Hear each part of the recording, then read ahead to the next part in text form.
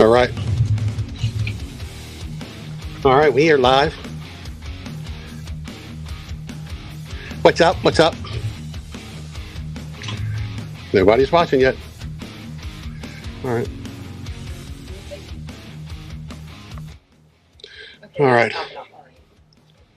So right now we're live. What is going on, everybody? Let me introduce myself. My name is Sam, and we are waiting for there's Captain Robert. All right, so we going to give you an idea and introduce myself and how this whole little podcast thing kind of came about. So my name is Sam. My name is Sam Tudor, and I am just for the last 3 years I've been doing YouTube. And me and a wife, we go out, and one of our main things that we really enjoy doing is going out on the Chesapeake Bay and all its tributaries, and really, our crabbing videos. We do a lot of blue crabbing in the summertime, and one of the fun things that I've gotten to do the last couple of years is I've gotten to go out with my next door neighbor and my buddy, Captain Rachel. She's one tough, hardworking lady that I've got to meet, and I'm glad that she's my next door neighbor. She's not only nice, but she wears me out. When I go on a boat with her, she wears me out. So I get the chance to go out with her twice a year to do some commercial crabbing. And I'm lucky to be able to do that. I know a lot of people don't get a chance to see what, the commercial industries like. So this year, this is her first year. She actually went out and she oystered for the first year, her and her husband on the boat. So I had the chance to go out and actually see up close how she oyster, and she's a dredger. We have three different kind of oyster. That is you got the hand tongs. That seems like it's so hard to do. And then you got your patent tongs. But I got to go out with her. And in the video, if you want to go back on my YouTube channel, I'm sorry. Thought I turned that all down to my brother.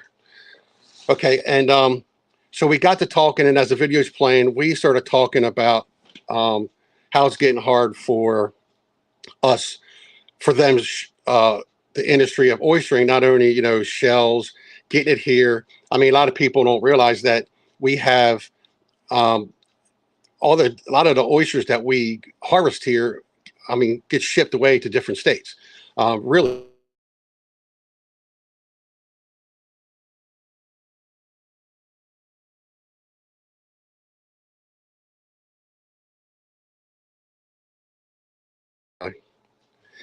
We froze. I knew this would happen right there. But so I get a chance to go out where we started talking about some of the issues we have in the Chesapeake Bay.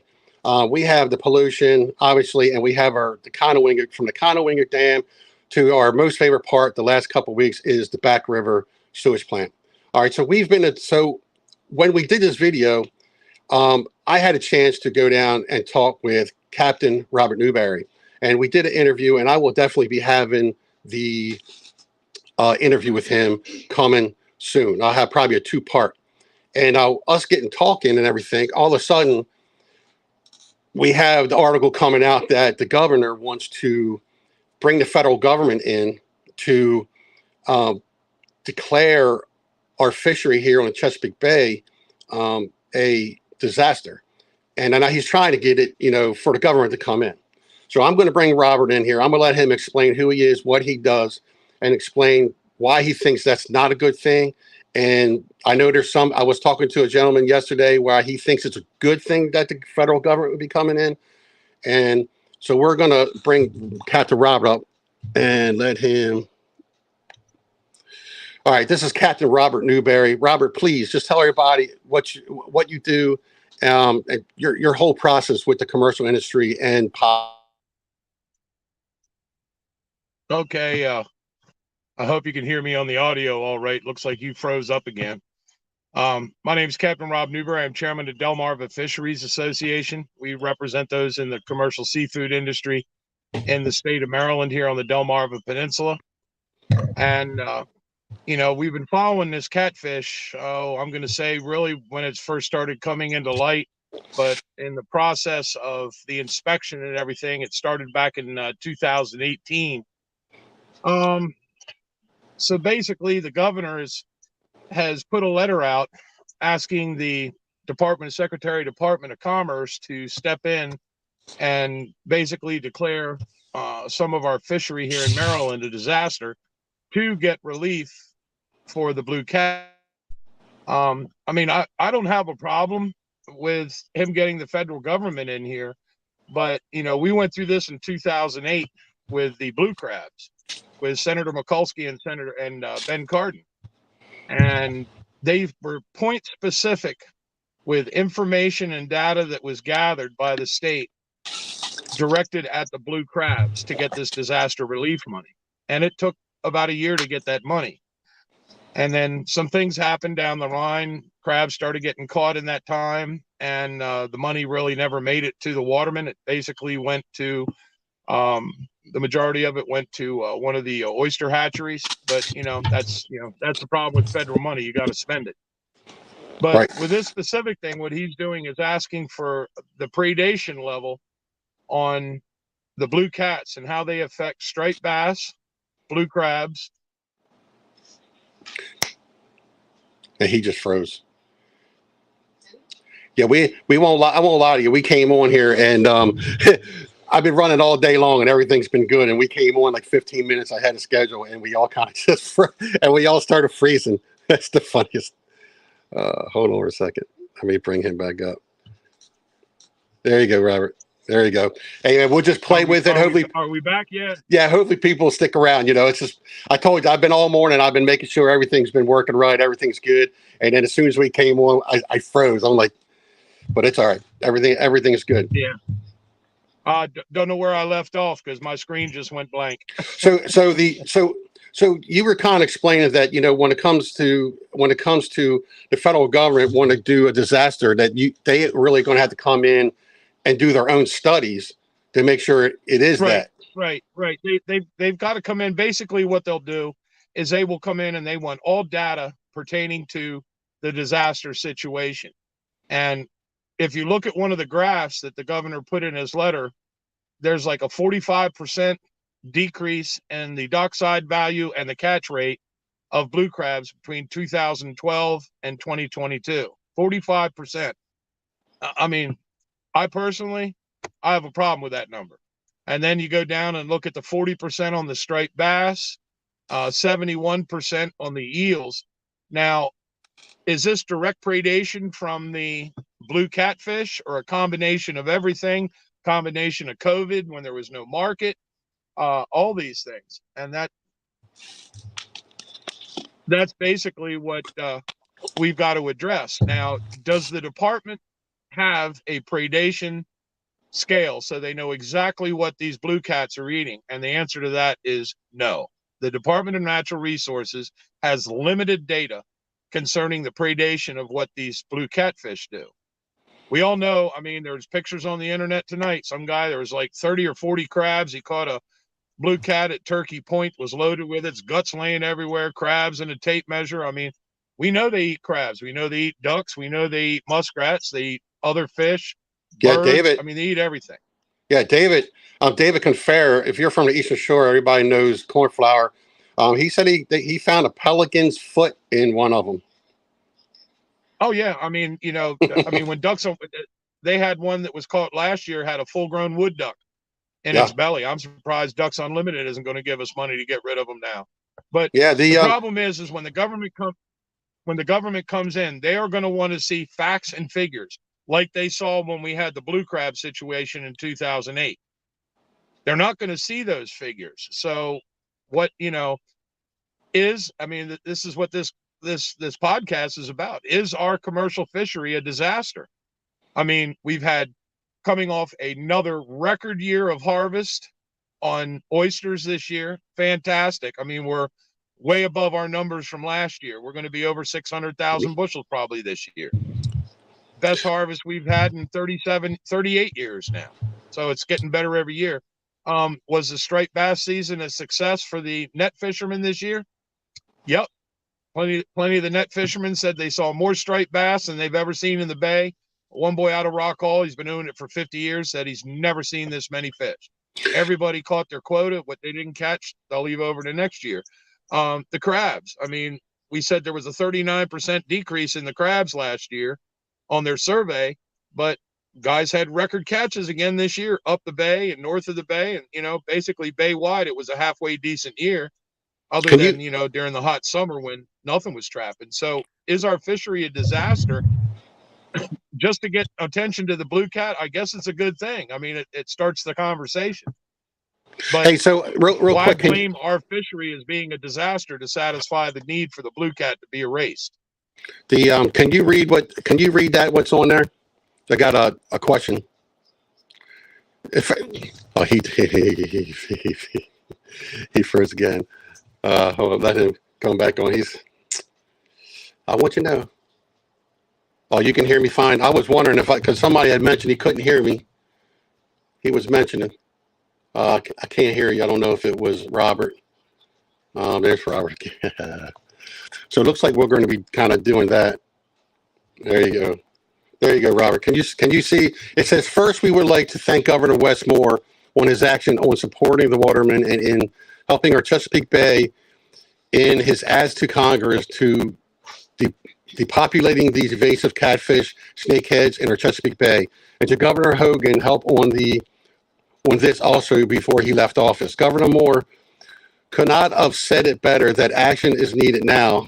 To mitigate the effects of the invasive species and provide assistance to the commercial fishery industry that is already being, and I don't know what the rest of it says, that is already being, and it's got an H on there, but that's all right. Everybody can hear me. Yeah, we were up, are you there? Oh, he went off live again. Oh, this is not turning out as actually, mine's staying up, so I'm actually pretty good. He was having bad Wi-Fi from his house, so he went out to his car. But what I can tell you is that I know. What I can tell you, I'm going to remove him from the stream, and I'll wait for him to come back up. It's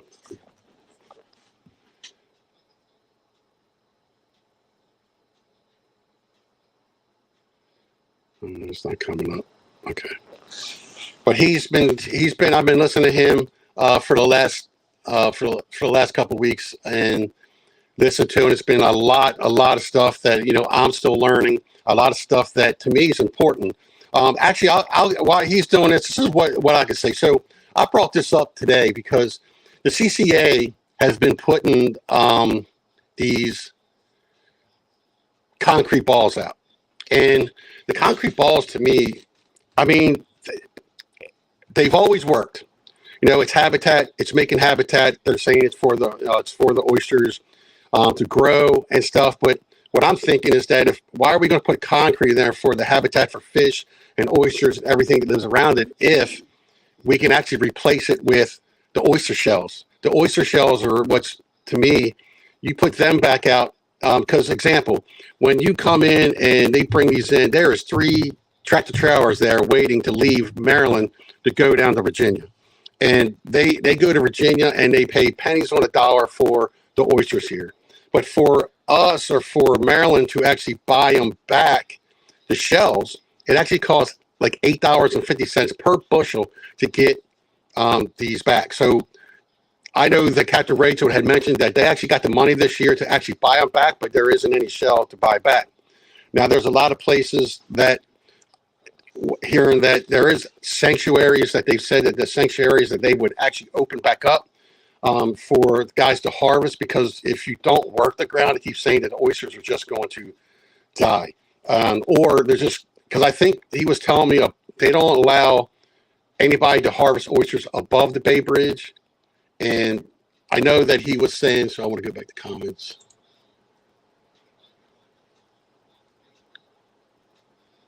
Concrete balls. Right here, it says the concrete balls are less likely to get silted over like the shells along, and they can still hold spat. There you go, Mike Hartman. See, that's just why I brought this up here for everything. I understand, but when they get silted over, I think that's one of the whole points. I think that's one of the whole points I'm trying to make is that if we can harvest the Captain Newberry's back. Just give me 1 second there, Robert. If we can actually bring the shells and we harvest areas enough that if you rotate in the bay where you're at, then they wouldn't silt over. They would actually stay fresh, and we can actually every 2-3 years. And that is just actually just going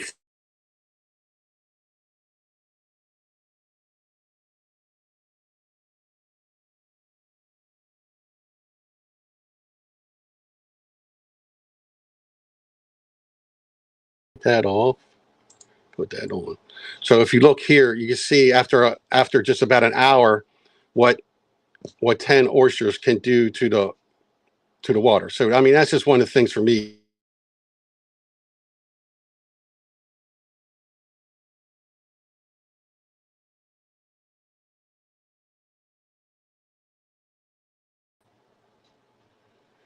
I don't know why. No, he's not there. I know he's coming back up, so I don't think he is. All right, there you are. I can hear you now. Yeah, something just ain't working here, boss. That's all right, bud. You weren't too. Just not working. I've You- lost you again. I got you. You just stay there. I can hear you. I don't know what's up. That's all right. You just got a bad Wi-Fi connection or your 4G. We'll just try and get out. So I just started talking about the oystering situation, about shells, and they're saying that the concrete balls, you know, they actually are good. They've always worked, but I would rather have oysters. He's saying that the concrete the silt don't come over, don't silt over as much as the oysters do. But for me, I was like, hey, I think your internet connection, yeah, my internet connection is not the best in the world. And we got here saying, Christopher saying open whole pay. So I just got on that tangent while you were actually he just went off again.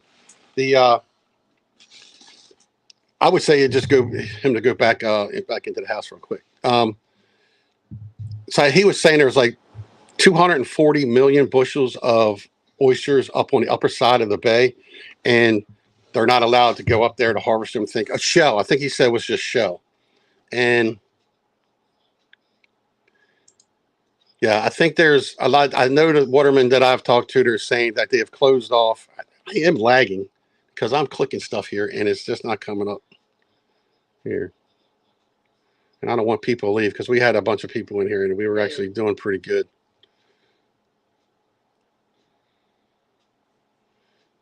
Rotation harvest, yeah. I'm actually kind of lagging myself. Yeah, we're both lagging. I'm thinking about making a quick switch real quick and going to my other camera. But so as I said, we're waiting for Robert to come back on there because he's got all the knowledge. Me, I'm just the host. I'm here. I'm sitting here trying to just learn as much as anybody else learns here. I know that I'm learning a lot, being able to go to hang out with Rachel on her commercial boat. And this week is actually the last week for oystering for her. She will be.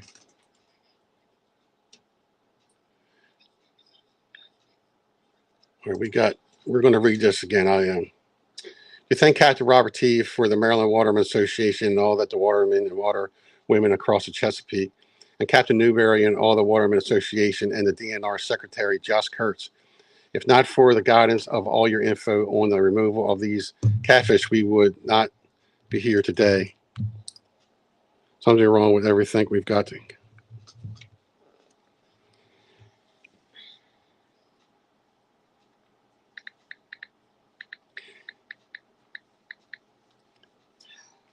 Yeah, we got him to go back inside. And the plans were built for all the ideas. Thank you all for that. But putting these catfish back in balance is a crease. Well, I think what Captain Newberry was saying, keep it in the state and not keep it in the state and not federalize it.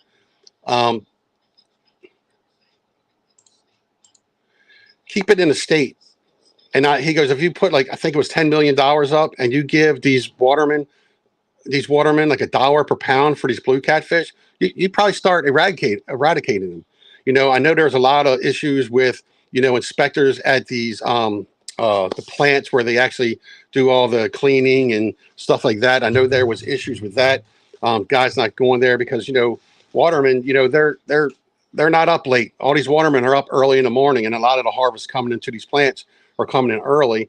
And when you got sometimes you got them inspectors that have that 9 to 5 job or whenever they feel like showing up, that kind of could hurt too. So we are waiting for Captain to we are waiting for Captain Newberry to come back up. He is having a really bad connection. But he's the one with all the info. He's the one that actually sits in all these meetings and talks to all the politicians and government stuff like that. So we just got to give him 1 second.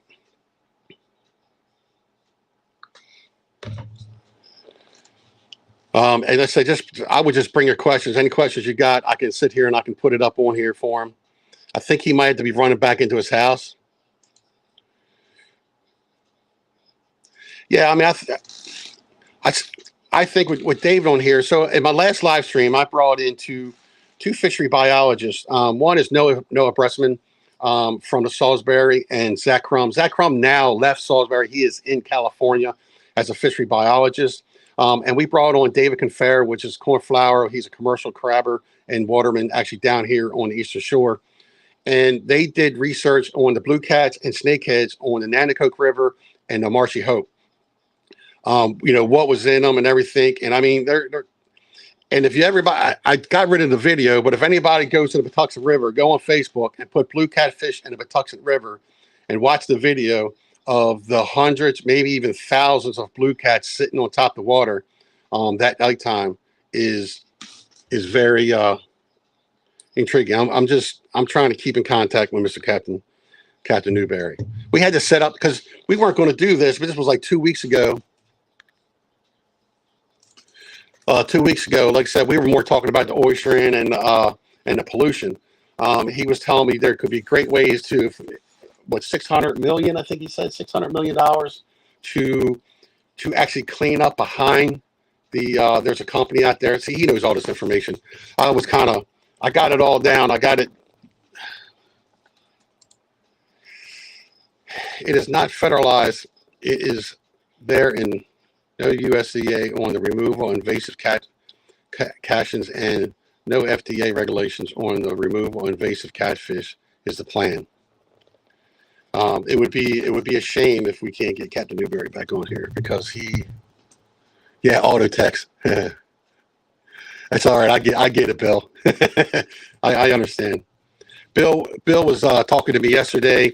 A really nice guy. He texted me and talking about he thinks it's a good idea for the federal government to come in to help. And I don't know if exactly.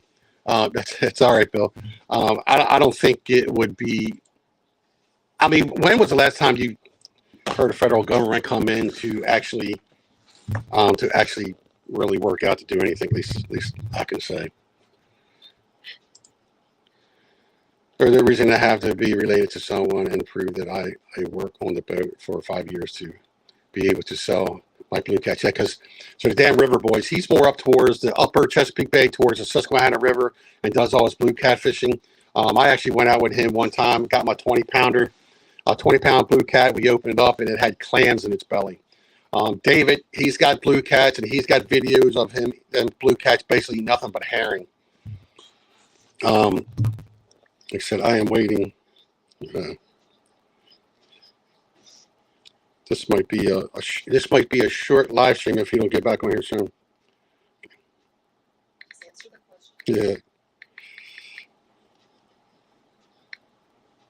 See how he's doing. I could play some metal music for you.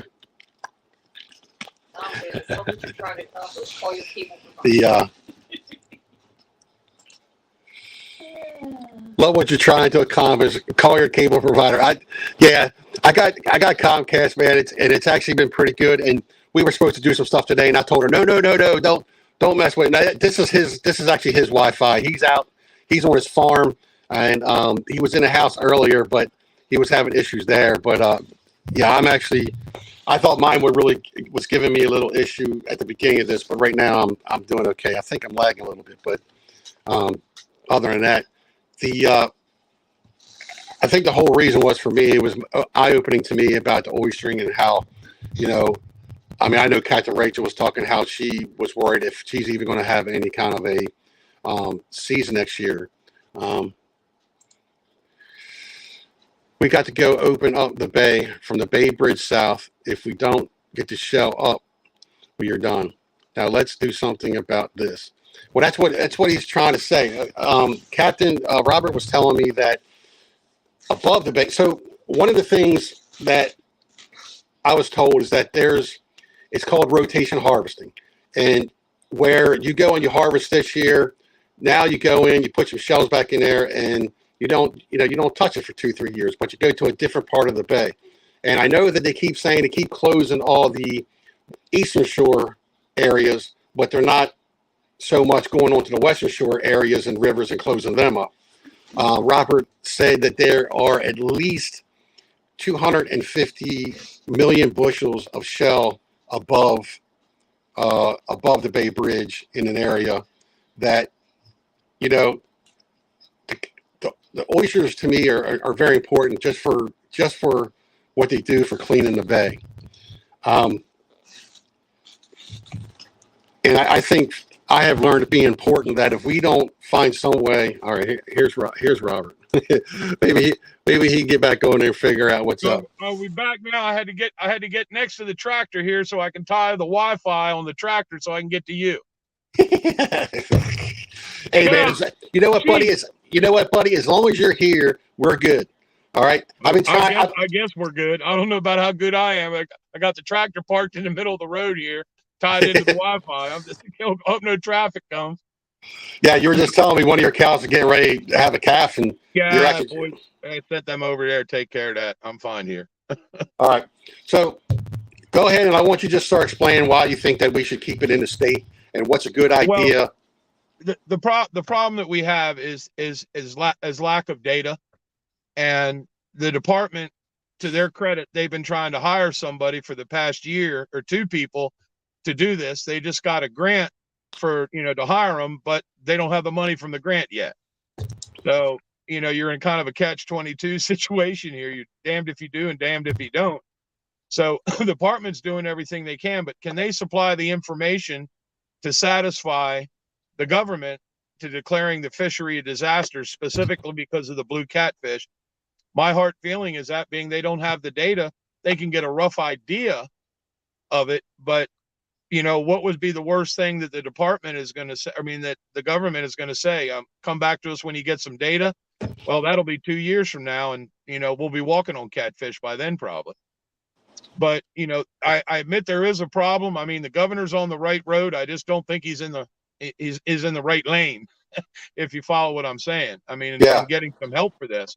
The idea, sometimes the simplest idea makes the most sense. This is a state problem. And, when you get the federal government involved, everybody knows what it's like having the federal government involved in business or whatever you want. It's just it's not fun. It takes a long time. I mean, we're going to get the money quickly that we need it? Probably not. My idea is pretty simple. I mean, if the governor has maybe, let's say $5 million sitting around, put $1 a pound price. Can't use the word bounty because you can't put a bounty on a fishery. So put $1 a pound price on the blue catfish so that when they take them to the buyers, they get paid not by the buyer. They get paid from the state or from a fund from the state. The buyer basically has those fish at whatever price he wants to put on it. So it's 100% profit for him. But then you fall on the other side of marketing it. If you have all these fish, where are you going to get rid of them? I mean, there are some going into dog food right now. So they go to cat food. Let's say they go to cat food, like everybody thinks that's a good idea. Every load will have to be tested for toxins because I don't think they want to put possible fish or something into a pet supply food chain that could be toxic to could be harmful to our pets. I mean, a lot of people value their pets more than they do their friends.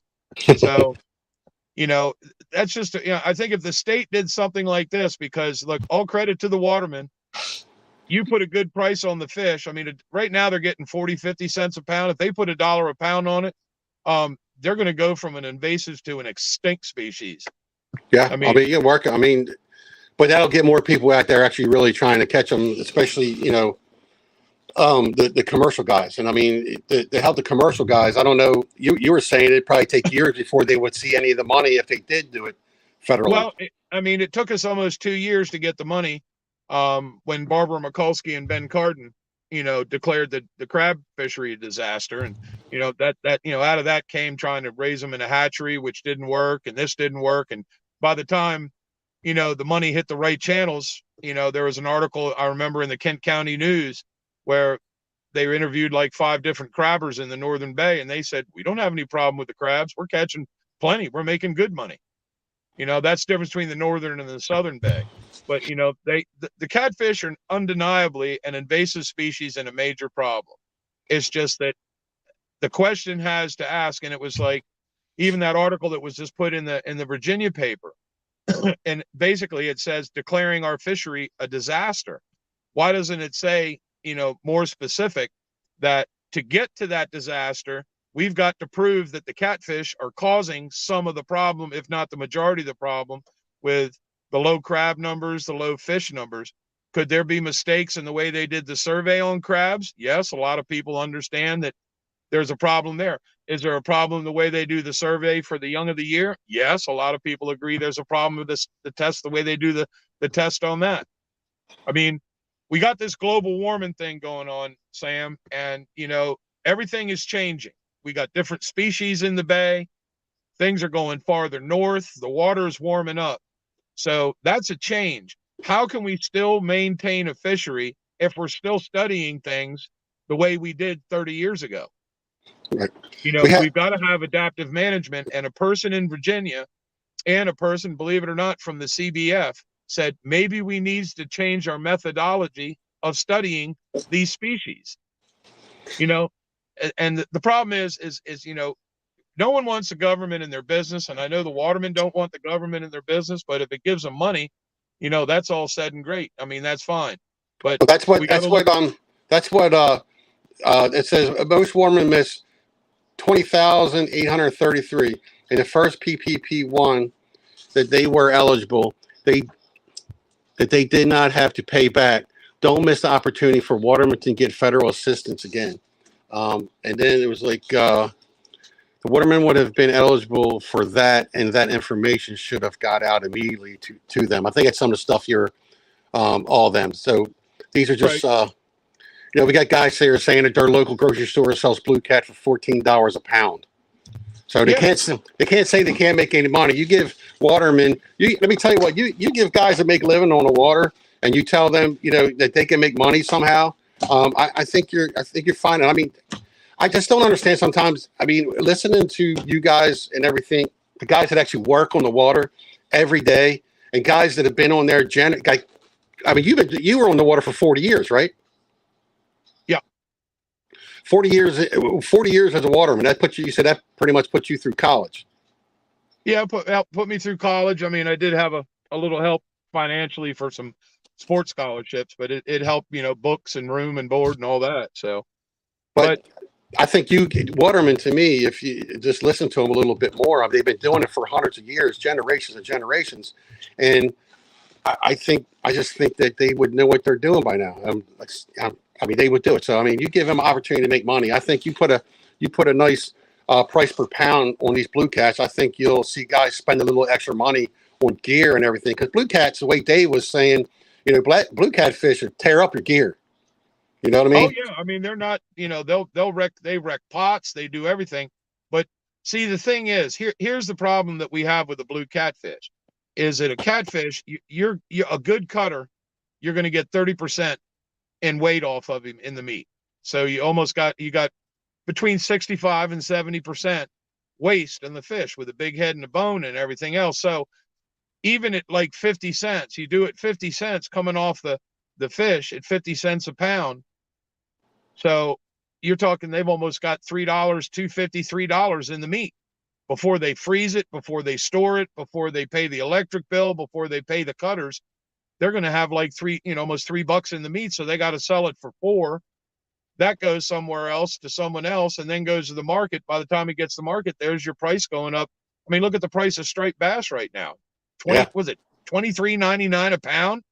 Yeah, I mean, we got. If you could see at the bottom, I have this black thing, the thing.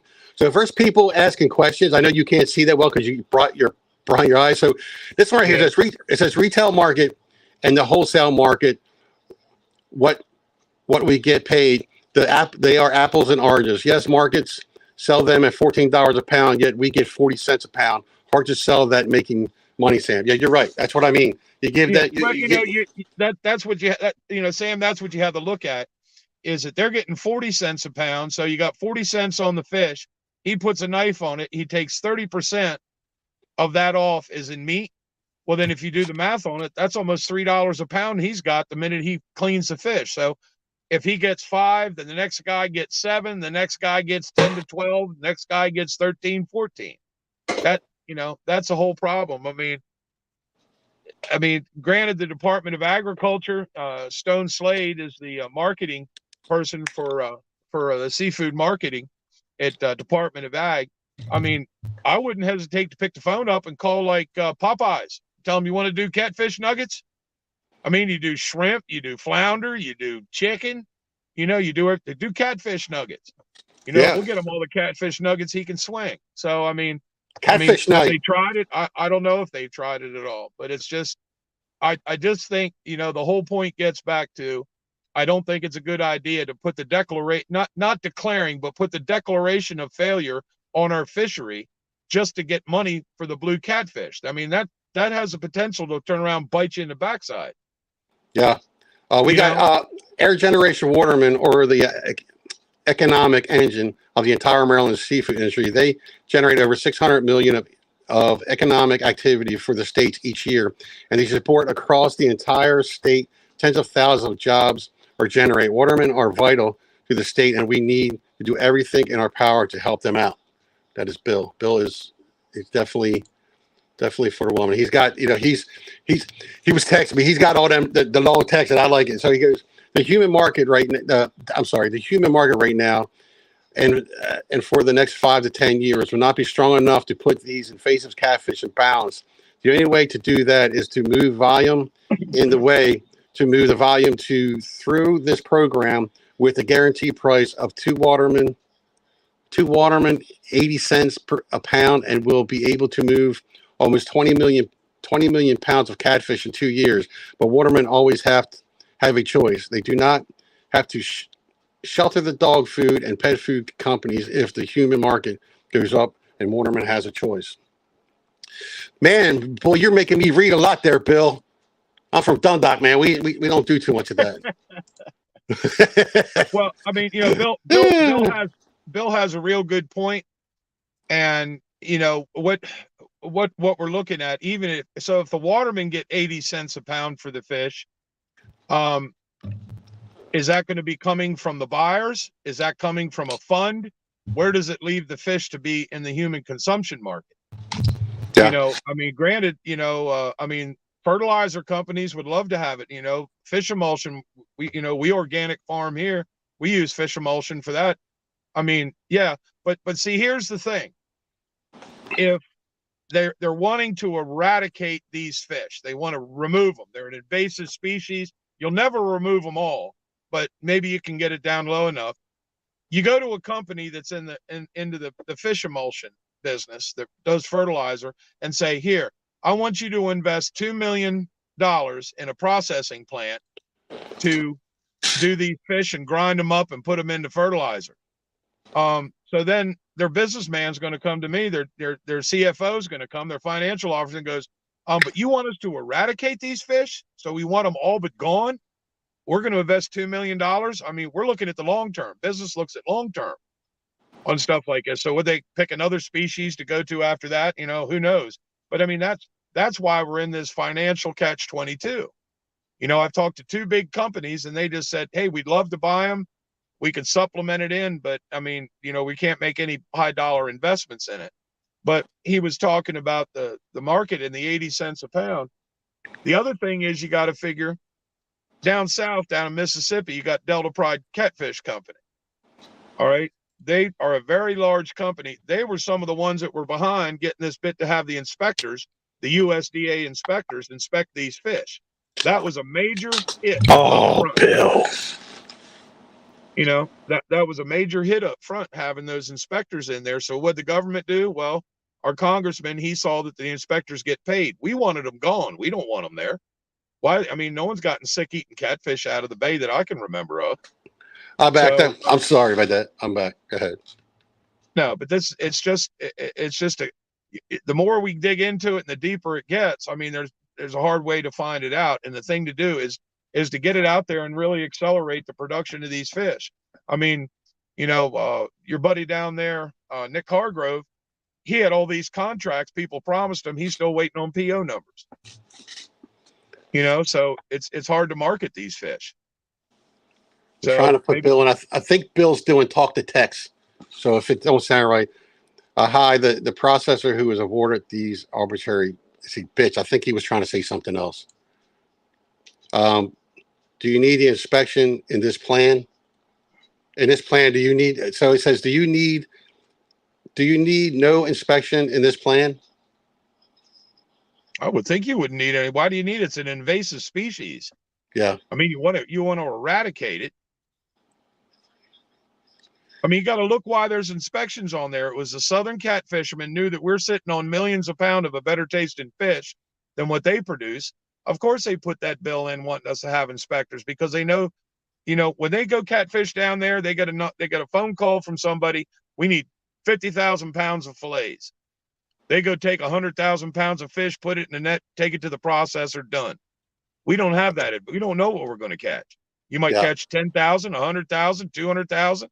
And then when they're going to get to the processors, not at 7 o'clock the next morning, might be 4 o'clock the next day, 11 o'clock at night. Who knows?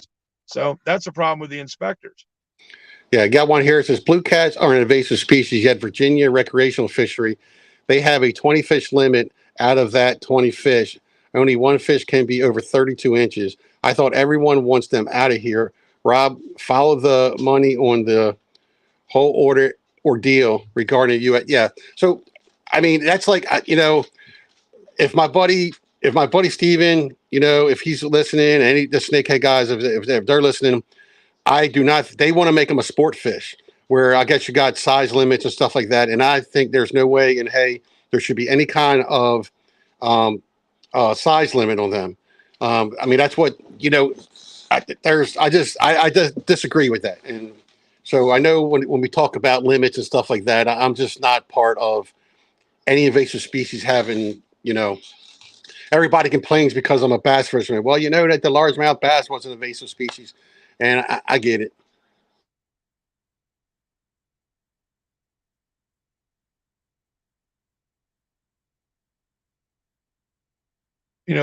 Basically, though, Sam, we don't need any I'm here. Inspectors.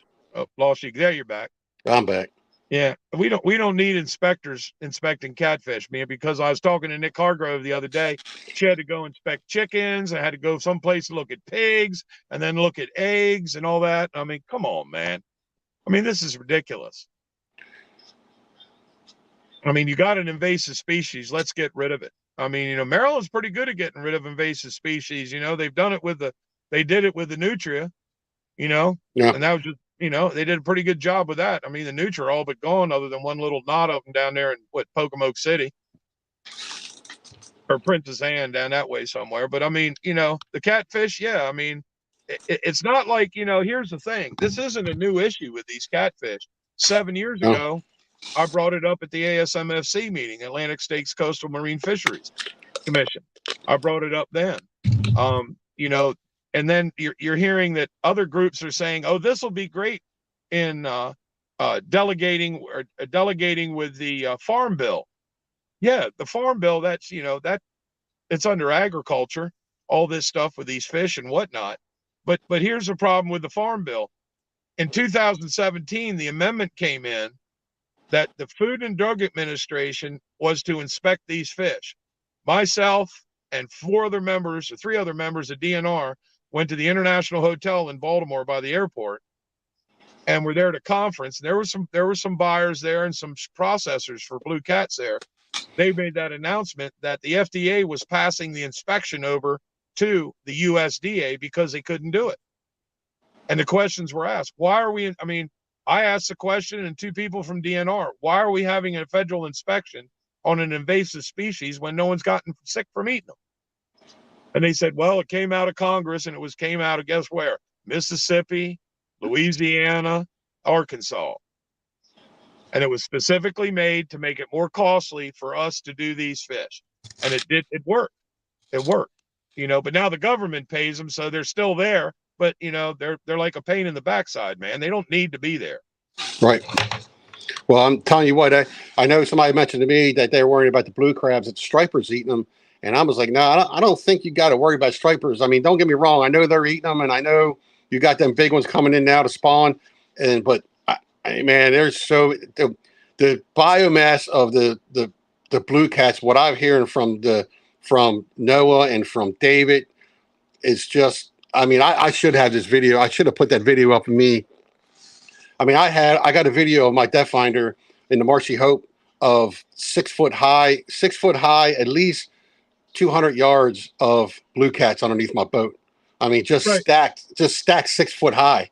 They could be. And what I've learned is that blue catfish, if they're in schools, and if they're in schools, and each school is, if you catch a 10-pounder, most likely that school is a bunch of 10-pounders at the same size. So just think, you got 6 foot high, 200 yards of 30 or 40-pound blue cats roaming around, out there, just pretty much decimating anything that is going to come across.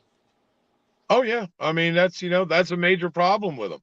I mean, they're voracious eaters. They'll eat anything. They're like a bull shark. Anything their nose touch, they want to eat it. And they don't have little mouths either, man. I mean, they can fit. Oh no, they're big. But here's the thing, though. All right, so the federal government comes in and walks into DNR and says, we need to see all your records, all your catch reports on all your other species to quantify the predation level of these blue cats. Now, do you have a predation level? Have they done a study at DNR showing exactly how many striped bass, how many yellow perch, how many white perch, how many eels, how many soft crabs, do they have an estimate of what that number is? And the answer to that is no. So what's the federal government going to say? Well, the good part about it, I did hear from DNR, because a lot of guys that might be on this podcast are crabbers. They're telling me at DNR that even if the federal government comes in and does this study for a disaster, that if the crab regulations can be relaxed a little bit, like if they had a good survey on them, which I see in Virginia, they're catching the daylights out of crabs right now. Price is down to $30 a bushel. A week ago, it was almost 190. Nice. So they're catching good crabs down there, or catching some crabs down there, a lot of females. But so we have a good crab numbers from the winter survey. Could they go ahead and relax those crab regulations? Yeah, they can't. According to what DNR says, they are not aware of any law that would make them be less or more restrictive. So I got two things. One, I don't know. I think in other states you can do this. So is it illegal for us to use buckets to catch catfish here in Maryland? So does that mean like lining, you have a, like, how to use, sometimes they'll use for trout lines, they'll have the closed detergent bucket and then put a line out there like they use in like Louisiana stuff where you can like, I don't know if it's a trout line. It's more of a, they hook a bucket up to a string with bait on it, and then they just go back and look for a string. I think that's what he means. Just one question. Just quote one question. You keep saying there is a pet byproduct.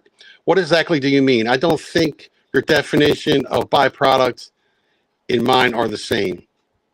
Did I read that right? You keep saying they're a pet byproduct. What exactly do you mean? Do you see that underneath there? What he's saying? Yeah. What it is it is not what they call the main ingredient in dog food or cat food, would be catfish. It's basically considered a byproduct that goes into the food. I mean, you don't go to you don't go buy a thing of Purina high protein and it's got a picture of a catfish on it with your dog eating it. It just says fish. It just says we got fish and chicken or poultry and fish. Basically it is called animal byproducts. Right. That can be anything rendered from chickens, beef, fish, ducks, whatever. Fat from a restaurant, whatever. It doesn't make any difference. But it is. It's like, Nestle Purina A lot of people don't realize this, but Nestle Purina is the largest pet food processor in the world, and they use roughly millions of gallons of fish oil in their feeds, in their dog food, cat food, bird food. You'll be surprised how much fish product goes into it. All right. But has anybody contacted them and see what they say? Yeah, I mean they'll say they'll take them, but they've got to, they want 40,000-50,000 pounds at a time. They just don't want, Right. 1,000 here, 1,000 there, 2,000, 3,000, or whatever. So Topher said he thought that was bunker, not cats. That's why he was asking. He thought it was bunker. Bunker was the main fish byproduct that they were getting. It would probably be, I would say the bunker would be about maybe 80%, and the other 20% is, for instance, there's a company down in Cambridge that processes the blue catfish, entrails, and everything else into dog food. It goes into a dog food supplement. Here you go. This is kind of exactly what you were telling me the other day. Tom said, watermen are unorganized and poor. They need to get organized, raise funds any way possible, hire a law team and lobbyists, and get local and federal government on their side. Your voice alone means nothing. You were actually saying that the other day, that the watermen are so unorganized that there was other people that are so organized that if they want to really get things done, they really need to organize. Right. You can go ahead and elaborate on that. Well, I mean, the old saying is trying to get the watermen together is like trying to herd cats. It's been like I've been doing this for 35 plus years, and I haven't seen any change in it. So I mean, we can get with the federal government and everything else. That would be said and great, but until that day happens, I mean, it's been tried many a times. But watermen are they're mavericks, man. Everybody has a different way of doing something the same way.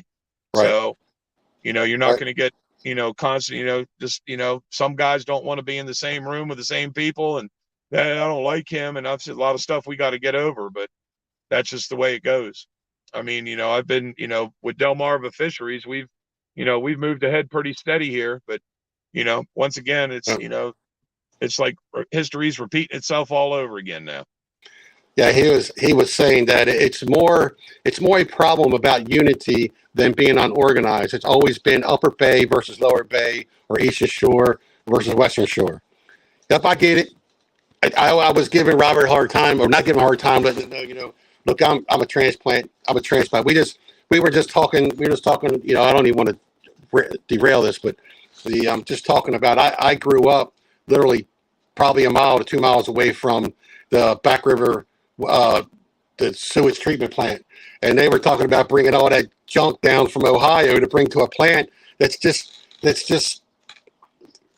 I scratch my head like, what the hell are they freaking thinking? But they changed it. It's not coming what you have said. So I hate to bring that, but the Western Shore, growing up on the Western Shore, you know what they call me over here, don't you there, Robert? Well, I won't call you chicken. I won't call you chicken nugget.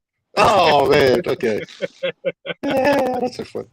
Yeah, that's Rachel slips up. It's funny in the morning. I was explaining to you the other day, when I go out crabbing with her and everything, we're in the morning. It's all dark out. Nobody hears anything, and you can just hear them on the radio. That damn chicken neckers are in my way yesterday, and this and that and that, and she's laughing and just looking, and I'm just like, what are you trying to say? What are you trying to say? What am I still? No.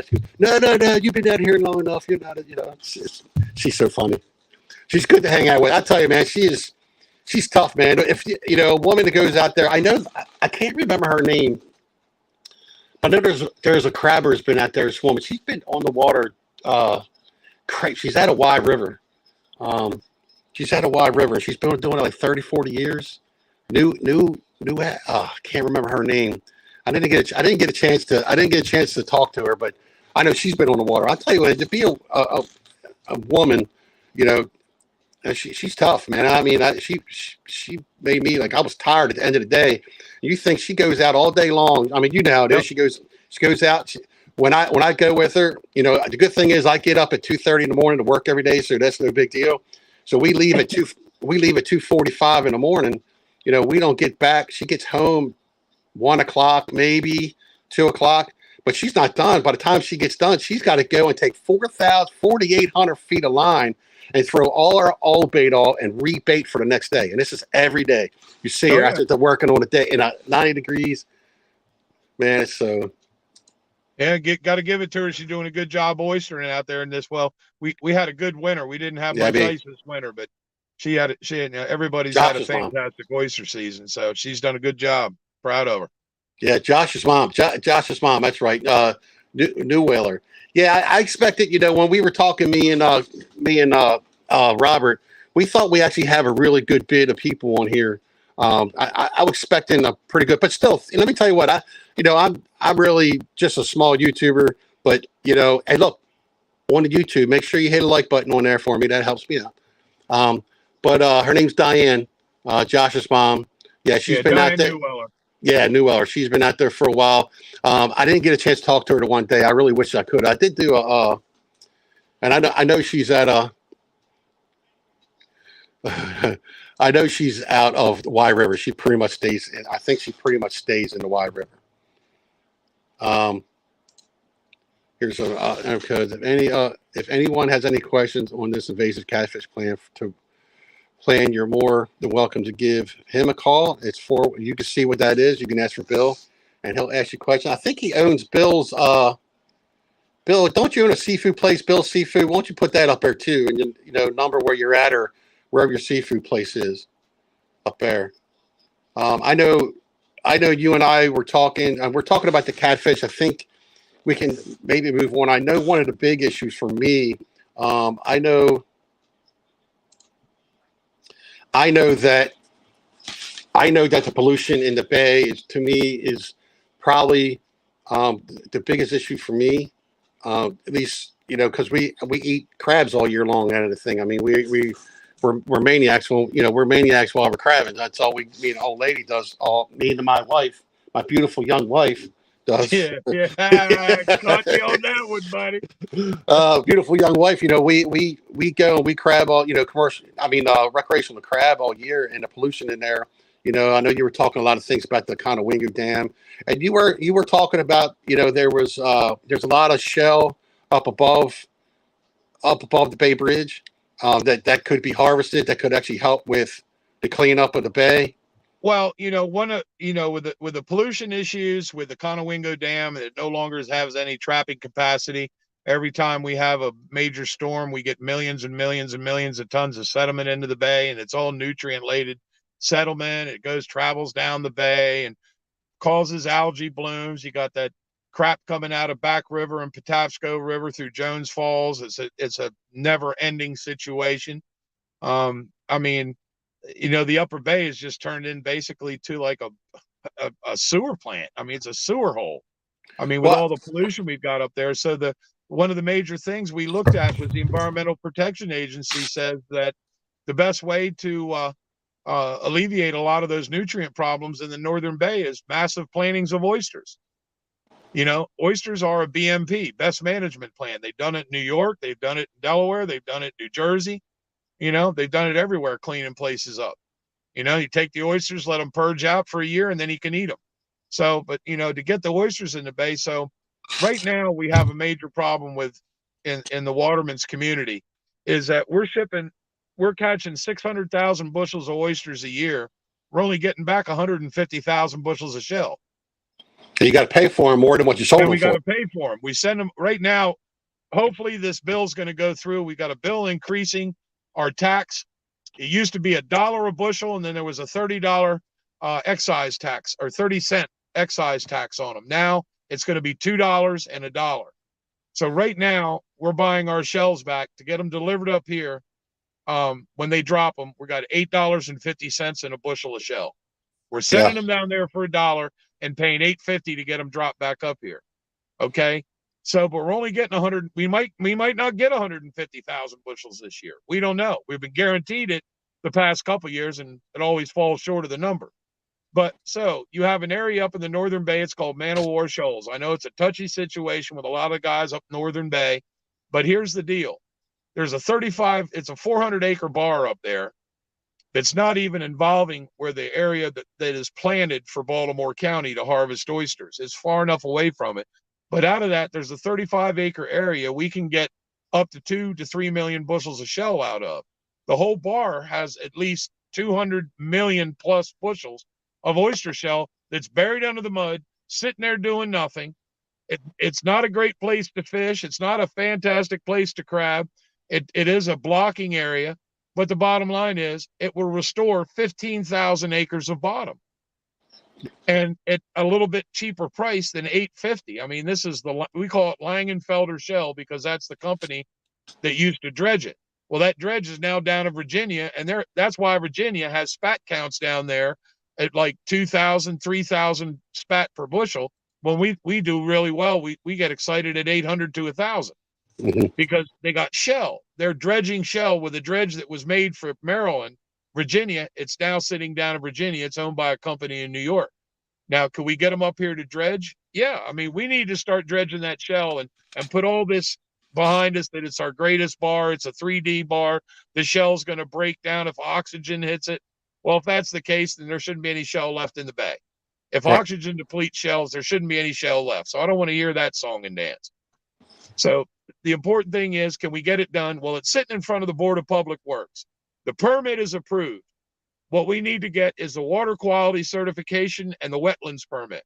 It's sitting in front of the Board of Public Works. Someone needs to get off their ass, excuse my French, and put this up to vote and see if we can move forward with it or not, so we can move in a good direction. Yeah. It's either yes or no. It's been sitting there for 8 years, man, or 7 years.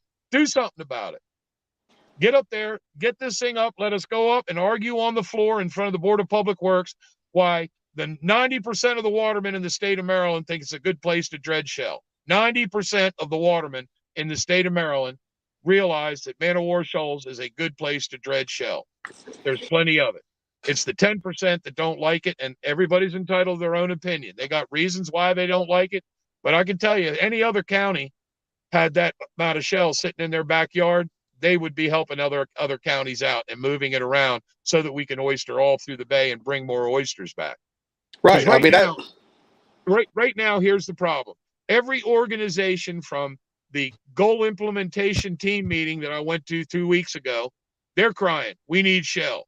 ORP, we need shell to do our spat on shell program. Horn Point needs shell. Ferry Cove needs shell. The watermen need shell. Aquaculture needs shell.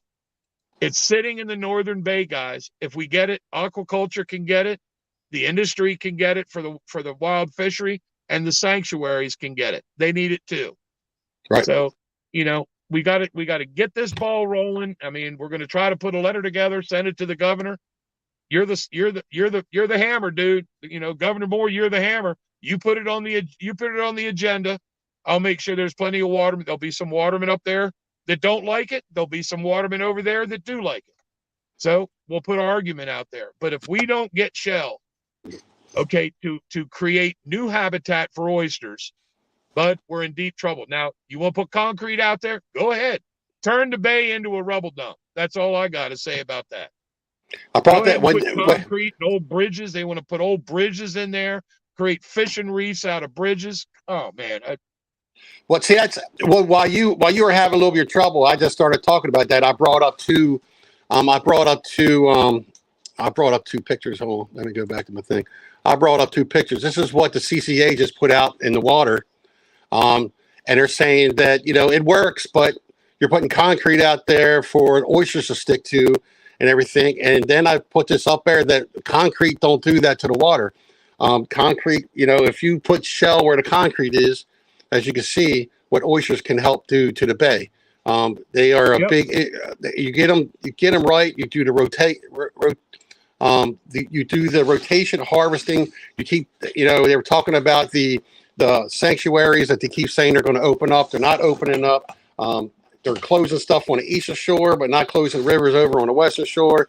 It's just these are all the things that I'm hearing and everything. I'm trying to. I know we were talking about the oysters. I know the crabbing starting. Rachel, I think she's done this week. Oystering.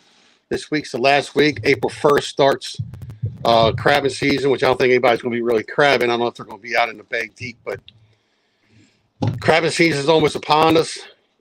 And I hope that we can get everybody out there to catch blue catfish. I Yeah, know I I mean, am. I know a lot of the crabbers up our way here are gearing trot lines and whatnot, so that when they're done checking their pots, they're going to run the lines on it and see how many catfish they can find. Maybe help pay for fuel or something like that. So, I mean, that'll Yeah. be a good thing. And one thing that we had talked about in the meetings before, Bill, and I think if there's many watermen on here, they'll understand what I'm talking about. Is a lot of the watermen, someone came in there, we've got to hire a law firm, we've got to have a lobbyist. Yeah, we know that. We understand that. I mean, that's what we've done at Delmarva Fisheries. We've got 2 lobbyists that work for us. We've got a law firm that works for us. So, we're doing what we can. We're moving ahead, so everything's fine. But here's the problem that we have. What the guys got to understand, from the minute you leave your house in the morning until you bring yourself back home at night, everything you do on that water has a political knot behind it. Mm. Politics is so deeply involved in everything that the watermen do right now. It's getting to be disgusting. And it's like I've always said, 2 things happen when you politicize a natural resource. I don't care if it's blue cats, striped bass, trees, chipmunks, beavers, ducks, geese, whatever. When you politicize that natural resource, 2 things happen. Number 1, the demise of the resource, and number 2, the demise of those that make their living upon that resource. And that is evident in what's happening in our industry right now. With all this politics coming into it and not doing things, the bottom line is when your pipes are leaking in your house, you don't call a gynecologist. You call a plumber. If you got a problem with the bay, you talk to someone that's a frontline environmentalist, which is a waterman. You call that waterman up. That waterman will tell you what's wrong with the bay. These people sitting behind desks, looking through microscopes and water samples, it's ludicrous. I mean, the Right. watermen know where the pollution is. I mean, I had guys calling me on a Monday telling me, man, we hit some bad water just outside the Chester River, on the backside of backside of Swan Point or something like that. 3 days, 4 days, 5 days later, there's a thing in the paper. Oh, there's a big algae bloom in the middle of the bay. Well, the watermen knew it was there. They moved their stuff. They got out of it. They were still fishing it. That's what it has to happen. We have been so disassociated by calling poachers and pirates and thieves and idiots that these certain other groups have climbed up the ladder and they just beat us down all the time. And the farmers are the same way. We're low hanging fruit. We get blamed for things that aren't our problem. We don't get heard like we should. It's just a shame. I mean, bottom line is, the watermen in like my industry, I'm going over there with under $100,000 a year budget to Annapolis. Mm-hmm. The opposition's 30, 25, $15 million. Who, That's Chesapeake Bay? Chesapeake Bay Foundation? Not them, right? CBF's got over $30 million a year budget, and part of that goes into their lobbying fax facility in Annapolis. We don't have that advantage. We don't have a lot. We don't have millions of dollars to spend. Could we? Chucky White in Rock Hall at the meeting that we had at the Watermen's caucus we had on the Eastern Shore several weeks ago came up with a good idea. If every waterman put $300 into a fund, a licensed waterman in the state of Maryland, that would give us over $500,000 a year to fight this stuff going on in Annapolis. Yep. But that's not going to happen. I mean, if I was if I was still actively working on the water right now, yeah, I'd pay the 300. I know a lot of guys that would cough up the 300, but as a whole, nah, it ain't going to happen. That's what we need to do. I mean, chicken industry, they take money out of every flock that goes to the Delmarva Chicken, DCI, Delmarva Chicken Industry, or DCA, Delmarva Chicken Association. They got loads of money to lobby and help the farmers and all that, but, we just don't have that advantage. Like we said, we're divided, the Eastern Shore says this, the Western Shore says this, Northern Bay says that, Southern Bay says this, but bottom line is we all make our living off the water. Why can't, the old saying, why can't we get along? Yep. That's just, but some people just don't like other people, but that's not my problem. Doesn't mean you can't. Hey, man, doesn't mean you can't come together. I mean, you're all there for the same reason to make. Yeah. You're all there for the same thing. Yeah. If you're all trying to get to the same thing, then everybody should be grown-ups about it, I guess, in a way. Yeah. That's But what it's, that's. the one thing I want to emphasize, because certain people have said to me, well, evidently you don't like this plan that the governor's done. No, no, no. I said this to DNR. I sent it to many other people. It's not the fact that I don't like it. It's that I have concerns about the road that we're going down to help these situation with the blue catfish. Yeah. I mean, look, I'll be honest. If I had $10 million, I put $10 million in a fund, and I personally would pay every waterman at least $1 a pound for those fish. It's better than what they're getting right now. Some guys said they want $2 or $3. Hey, aim high. Hopefully you get what you want. But I would, if I had $10 million and I hit a lottery, I'd put it in a fund and pay the waterman. So that way we can at least get some of the fish out of the water. I mean, I don't care if the buyer takes them to the damn dump. It's a waste. Well, that's where like Baltimore, you got all these, you got homeless, you got all the shelters down there, the food places where they go and they get all this food. Oh my God, you got plenty of fish.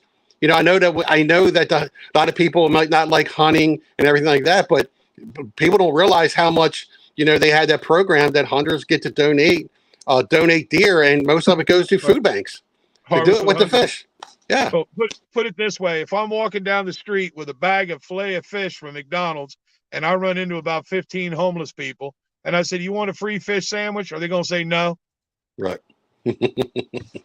Absolutely. It's like over here on the Eastern Shore, just, what was it? Over the weekend, they had the food bank open up in Sussex County, Delaware. Mm-hmm. You ought to have seen it.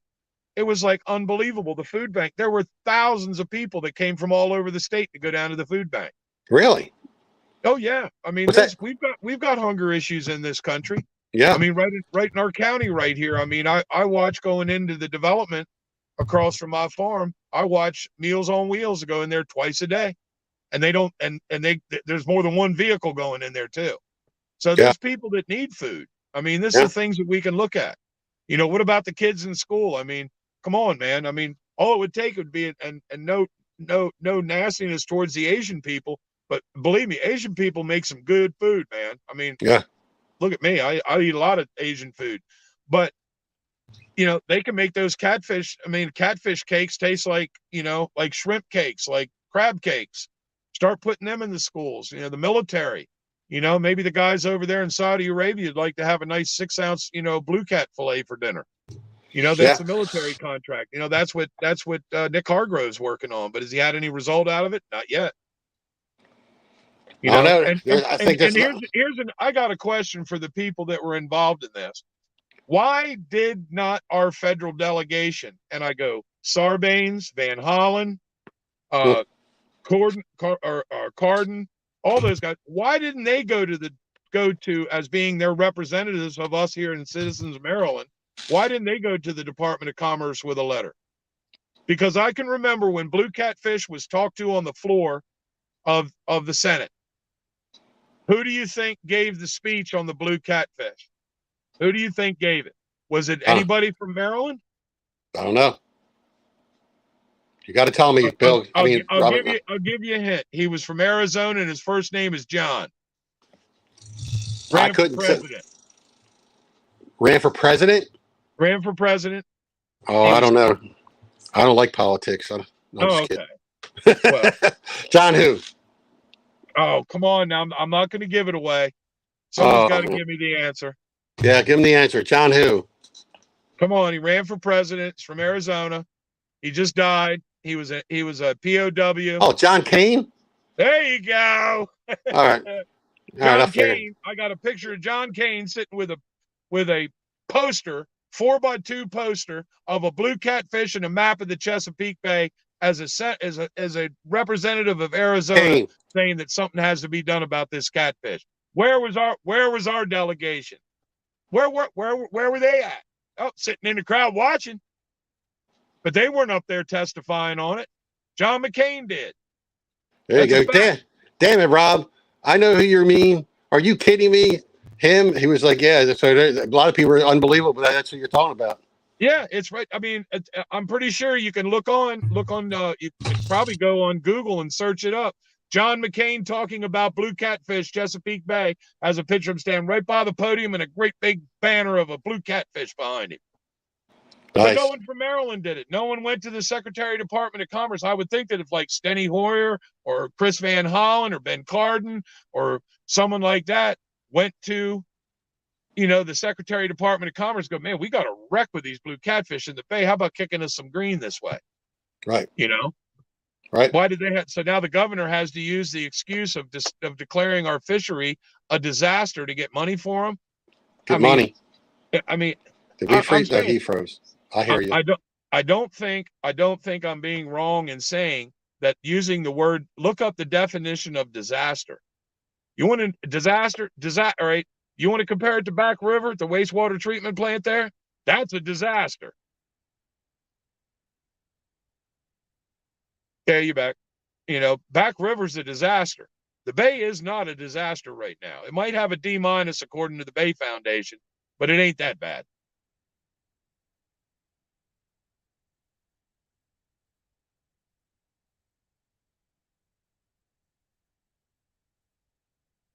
Did I lose you? Oh, there he's back. Oh, no audio. No audio. Nope, no audio.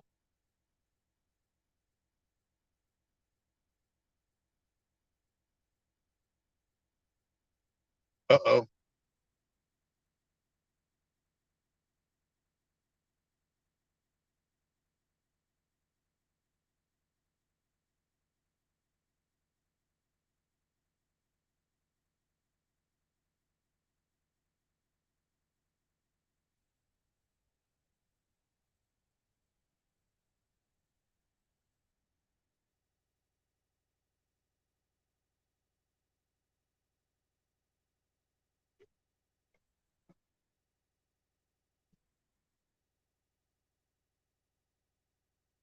Don't worry. I'm sorry.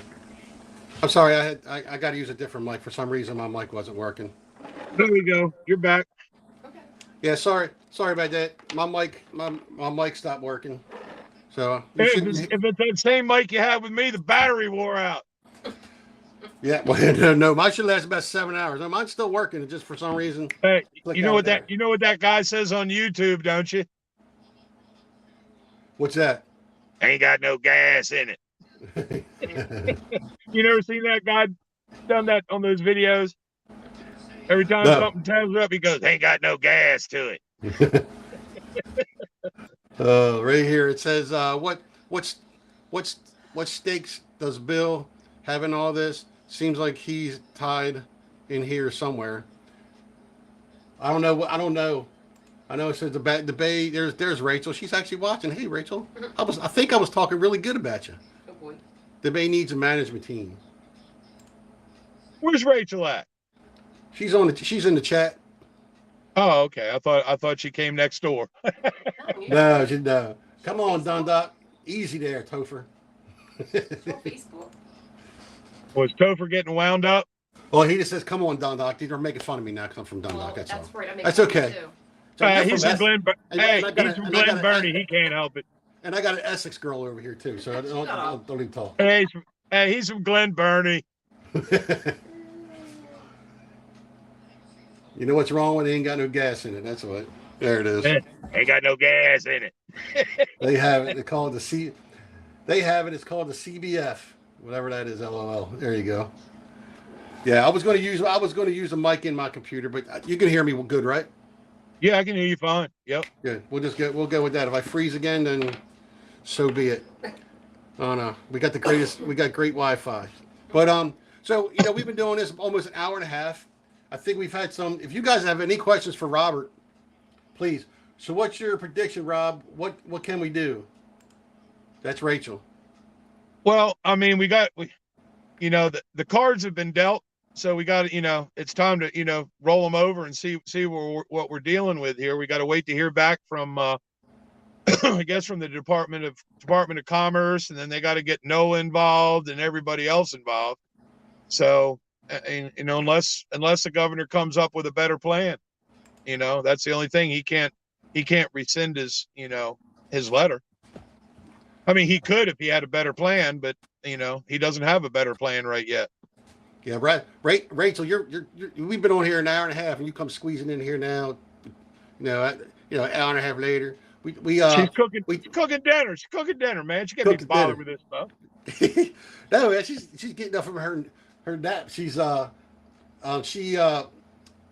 We already talked about about moving shells and sanctuaries and how we need to change, how we need to do rotation harvest, and all that good stuff. So we've been through that. We've been talking about the blue cats, and right now that's probably the main concern, because we were going to talk, like I said, the pollution and everything, the Conowingo Dam. You were saying that there's a possibility that if we do some of these small things, we can have this bay cleaned up in no time, or at least really. But we don't want to hurt the Chesapeake Bay Foundation about saying we can have something done if we could do certain things. Well, look, hey Sam, let me give you some factual numbers here right now. Okay, so several months ago, the CBF made a comment that in a program that we had that went from 1960 to 2006 was the Oyster replenishment program. We averaged anywhere from 2 to 3 million bushels of shell a year. Some years as high as 7, some years as high as 5 million bushels. During that program, the Bay Foundation said we wasted $48 million. Okay, well, in the paperwork, and I wish I could get it up show it on here, but I mean, in the paperwork, it was generated by DNR, by the Comptroller of the state of Maryland, and by the Department of Commerce. It shows that over that 40-year period, we spent $48 million. But wow, how much return do you think we got on that $48 million? $320 million. Good grief. So for $50 million, we got $320 million back. That's a pretty good investment if you're a banker or if you're an investment person. So why wouldn't we reinvest in something like that? Well, here's because my prediction is if we could get it going within 18 to 24 months, we can see an increase in water quality, better water quality, and production of young oysters to go on to areas where they can grow and benefit cleaning up the bay, more so than what other people have been doing for 50 years. And wouldn't give ourselves a D or a D plus or a D minus or a D. Well, that we definitely had to start at the Conowingo, though. Yeah, well, I mean, the Conowingo's the start, but that's been an issue. I mean, even people in the environmental groups called that a red herring to begin with. Oh, it's not an important issue. I mean, it's been an important issue. I've done hundreds and hundreds of pieces on the Conowingo Dam. That last spill, the picture that you showed on that thing with Rachel, the one I showed you we had in the office, the big printout we had in the office, that was Tropical Storm Lee. That was hundreds of millions of tons of sediment went into the bay. Yeah, where it could have been trapped. Yeah, basically it took the razor clams at a reasonable price to now you're paying $90 a bag for, you're going to be paying for clams, because that pretty much killed the razor clam industry. Well, the razors did all right. What really died in the first 2 days after Lee went through were the soft clams, the white clams. Mm-hmm. They got devastated. One of the reasons why the clammers are having a problem right now is the abundance of the clams that they're trying to get, and because of this problem with the SAVs, submerged aquatic vegetation, the SAV lines. I mean, these guys have worked in areas where they've worked for 20, 30 years. Now they can't go because there might be grass there. Well, they don't work in the grass. It's not feasible for them to work in grass. It clogs the heads. It clogs the pumps. It's dirty. It's nasty. It's a pain in the neck to coming up the conveyor. So, I mean, he froze. He froze again. There's a million and one problem. Once again, it's all politics, man. We got to bottom line is we got to use science and get politics the hell out of our industry. You look over in Annapolis, and I'll blame Annapolis for this. You've got the people that know the least about our industry making rules and regulation that affects those that know the most. Take me to one person in Annapolis that is an expert on the commercial fishery. There is not one person that's a delegate that is an expert. They might know a little bit about it or a fair amount, but no one is an expert in commercial fishing and knows every industry there is like the back of their hand. That's our whole problem. Until we eliminate that, use science and proper science to work our industry to make it sustainable. It's worked with the oysters. No matter how hard we've been beaten down, our oyster industry is sustainable. Anybody that says it's not, I'll meet them in the parking lot, because that ain't working. You know, for what we're catching and how it's working, it's a great fishery. Our striped bass, they say that's in a big problem. I have problems saying that it is. It's you know, it's not. It's in good shape. It's just all politics. Money, money, money. Just like Topher said, follow the money. Where the most money is where the most problem is. Right. Rachel says, and the CBF, the hell out of our industry. They don't work the waters. They should have no business having more say than the watermen, waterwomen. Well, they are. I mean, this is where we get into the definition of a stakeholder. They consider themselves a stakeholder, which they are. But the watermen are the primary stakeholders. They're what we refer to as secondary stakeholders. They're not the primary. We ought to be at the top of the food chain, but here's the problem. Do we have millions of dollars to go to Annapolis? Do we spend every day walking the halls of Annapolis? No. That's what the problem is. You know, it's all about the dollar bill. Yeah, no one is more at stake than us. Nobody. That's what it says. I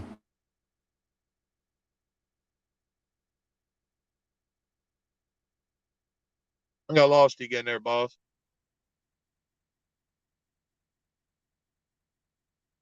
And he's back. No audio again. Can you hear me now? Hold on. Wow. Yeah, I got you. Hold on. You got more gizmos going than Dr. Whatchamacallit. Can you hear me now? Yeah, I hear you now. All right, good. So it's my iPad. So now this is actually my computer. You see my little mic? That's my little tiny mic, my little cheap mic, but it does pretty well. Well, that's good. I got you up. I think I got you up now a little bit louder where I can hear you. That's cool. Hey, I like the shirt, man. That's my favorite band, baby. That's Pantera. Oh boy. I miss Dimebag, man. Dimebag is my him and Vinnie Paul. That's been just to see what he could have done if it wasn't for him, having done what was done to him. He am I frozen? No, you're not frozen. Oh, okay. No, my iPad. I'm over here. I don't want to leave. I don't want to leave. I'm out of the stream with my iPad, but I'm here with my mic. For some reason, this is not freezing, but my iPad keeps freezing. But I think we can sit here. I know we've been on here for an hour and a half, and I know that CBF is the problem. I know I'm sitting here trying to get everybody in here.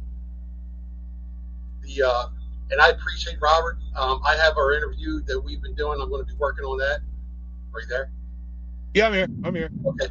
I'll be working at it. It's probably going to be 2 parts because we were there for a while. We used about 3 batteries that day. We worked about 3 batteries. There's a lot of stuff we were talking about today. Yeah, that's because it's an iPad. Yeah, you're right. Maybe you're right. I've actually learned a lot. I know we've talked plenty, and I always like to throw out that I've never been ocean fishing before, and I'm just saying that online just because. Yeah, you got to put your thumb like this, dude. Look, put your thumb out like that. You can turn it up. If boat goes by, they'll pick you up. You're begging for an offshore trip. I hear you. I'm just kidding with you, man. It was a joke. It was a joke. Because I talked to him earlier today. I was talking to him. I asked him a question earlier today. It's just I was getting a kick out of it. But I want to appreciate you coming on. I know that I've learned a lot talking to you. I mean, you have really, enlightened about the water. I get to talk to Rachel all the time, and she pretty much can phase what you talk about and what everybody else talks about. I think that if the watermen could just get together. Damn it, Sam, I get to go fishing first. That's fun. Yeah, Rachel gets to go first before me. Oh God. George says, what is that? He goes, why do you think there isn't a problem with the rockfish population? No, I definitely think there's a population thing, but I think with the rockfish we have a different situation. Why aren't they any rockfish in the middle of the lower bay in the early and the late summer? Every charter boat from Solomon's and Chesapeake Beach is fishing the upper bay for most of the summer. How are you so confident that there isn't a problem with the rockfish fishery? Now, for me, I think there's actually a problem with the fishery, but what's the solution? And I think the solution that I have talked to with some of the guys that I know that like a slot limit. A slot limit has been has brought back the redfish. I heard, like down in Louisiana or wherever it is, or wherever it was that, or Florida, or whatever. I forgot the state it was, but because they put a slot limit in there, that it actually has brought back the redfish population. So something like that can bring back that, but don't think the blue cats aren't eating rockfish, and don't think that the rockfish aren't eating the crabs and eating everything else. So you have it's so funny because it's so funny because as we sit here in Maryland worrying about rockfish, it's Zach, one of the biologists, was down here that we were talking. He went to California, and if you go to California up in the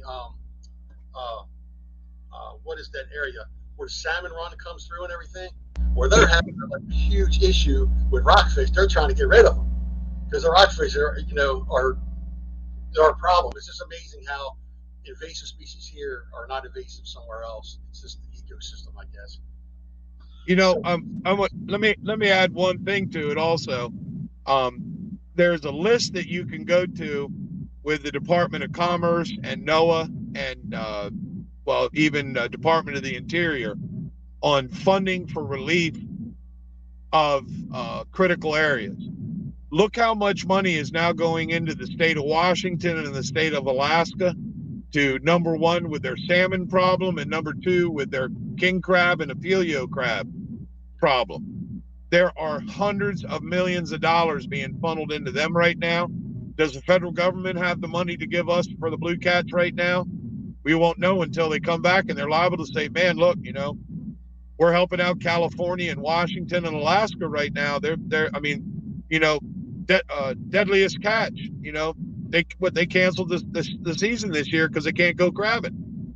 The Northwestern's over in Iceland. Fish for, I think last year when we watched Deadliest Catch, I think it was the king crab he couldn't catch. So a lot of them were out there catching a golden king crab or something. And catching the goldens and the apelio, but the apelio season doesn't last very long. It's real quick. And I know a lot of them went and did more cod fishing. A lot of them went more cod fishing. Turned our boats into cod fishing boats instead of crabbing boats. Well, I hope we don't wind up that way.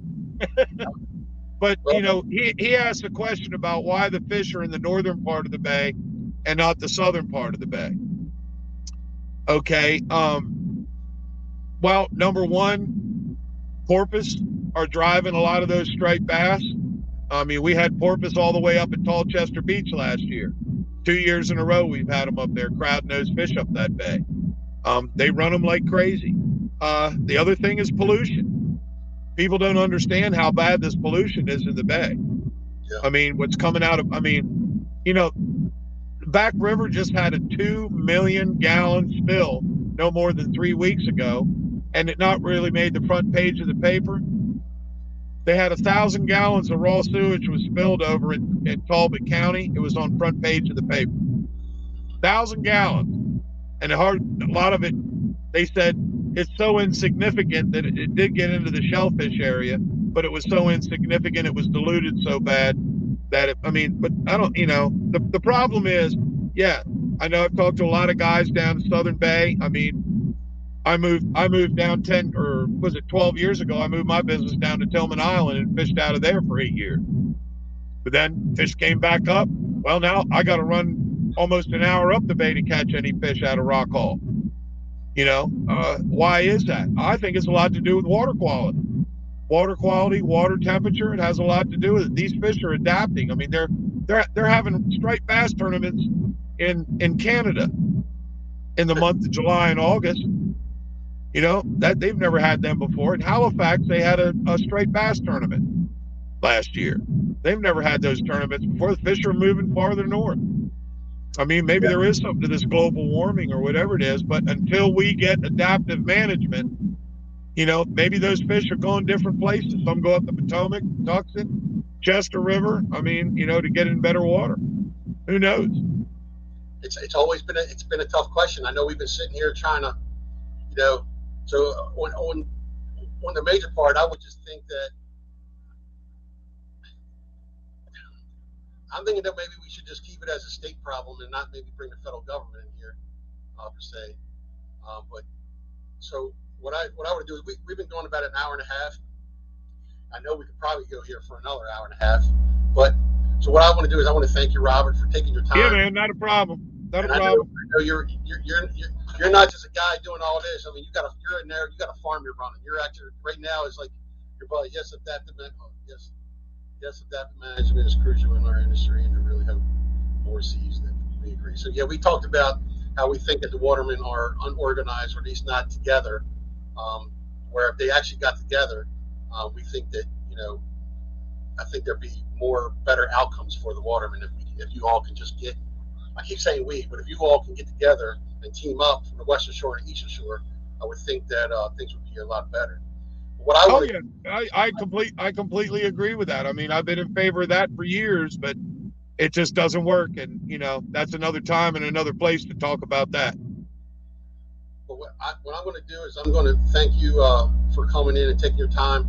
I know this is your busy time of year, getting everybody, getting your farm all seeded up and getting all that nice big chicken poop everywhere and stinking up. Oh, yeah, man. My wife loves the smell when you guys do that. She loves it. Good. Tell she can come up tomorrow morning and get the big whiff. She wants it. So whatever happens from here on out, we will be on the back of more. There you go. All right. What was that? It said whatever happens from here on out, we will be on the back of more. So I guess that's Westmore. The definitely guys are going to be on his, making sure he knows what the watermen are thinking. Yeah, I mean, he's reached out to us, but I'm like, yoo-hoo, I'm waiting. He said he was going to get out to the commercial watermen and the people that represent him. I'm waiting, Wes. Hey, you got my number, brother. Give me a call. All right. Well, I'll tell you what.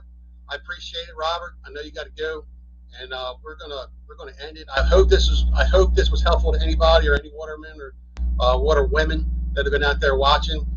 Rachel should go back to the beginning because she missed most of it. And we'll let her go on that, But I want her to thank her because she's very special to me because she lets me go out and hang with her on the water on her boat, and so I think that's pretty cool. But anybody that stopped in here and had a question, I really think you'll be up for a while. You got to get up early, man. You got to get up early. You got Oyster to do tomorrow. All right. Robert, thank you very much. I appreciate it. All right, man. All right, I'm going to go ahead and I'm going to end this. I appreciate it, sir. All right. See you, man. See you, buddy. All right. Thanks, everybody. I appreciate y'all stopping by. I hope that everybody found this information well and everybody had good questions. I think it was cool. But I'm going to go ahead and end the live stream. I'm going to sit over there and watch a movie and drink a beer, I think. And while the wife is patiently waiting for this. And Rachel, I'll talk to you. You know what's coming this weekend. We can't tell the old lady. Lori is going to be running. She is going to be finally busy. We can't say it loud because the mother-in-law. Yep, you know it. Kelly. I'll definitely talk to you, bud. All right. So I'm going to end the live stream. And thanks for everybody for stopping by. And maybe I don't know, man. I think we might have to start doing this, man. Start actually making a podcast once a week or once a month if I can get good live stream, good Wi-Fi. All All right. See you, everybody.